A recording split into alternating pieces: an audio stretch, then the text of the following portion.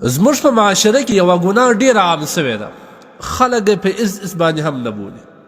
که ګناه کوي ګناه ته ګناه نه وایي، لکه درواغ. که په کاروبار کې هم درواغ وایي، که په ګپه کې هم درواغ وایي، که په معامله کې هم درواغ وایي، که د انسان سره یو قسم تعلقاتو ژوندو راکه ورکه کې لا هم دی درواغ وایي. دا درواغ نن سبا بیخي عام سوي دي. ګورئ دې ته سوچ وکړئ چې کوم درواغ انسان وایي دا ګناه کبیره ده. ځکه حدیث کې هم راځي چې درواغ دا فسق دی، دا فجور دی او دا ګناه کبیره ده. زموږ معاشري انسانان خو دا جوړه کړې ده العیاذ بالله، پر ګناه باندې جرأت کوي.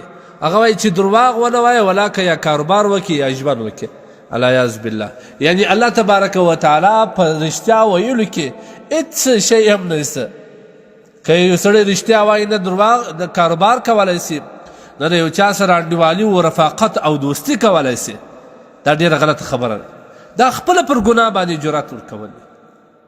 حدیث کې راځي نبی علیه الصلاة وسلام فرمایي ان الصدق بر وان البر یهدي الى الجنه.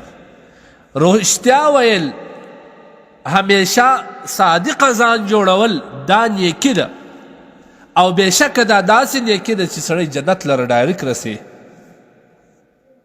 ګوره رښتیا نبي علیه الصلاة وسلام د نیکۍ څخه وبلل، او هغه معمولي نیکي نه، هغه نیکي چې هغه انسان جنت ته رسي.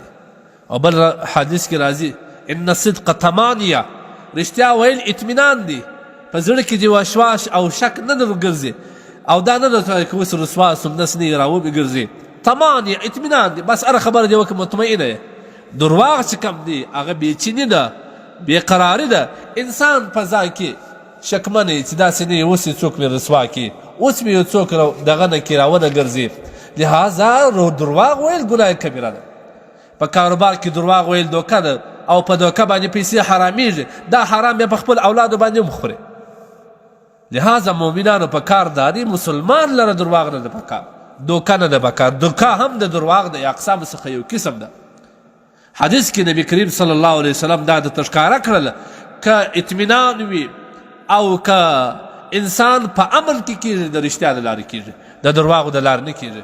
نن خلک د درواغ د ځان لپاره یو قسم مهارت وبولي چې څومره سره د چا درواغ یې بس هغه په د ټولو ماهره دی، هغه پر مخ هم تللی سي.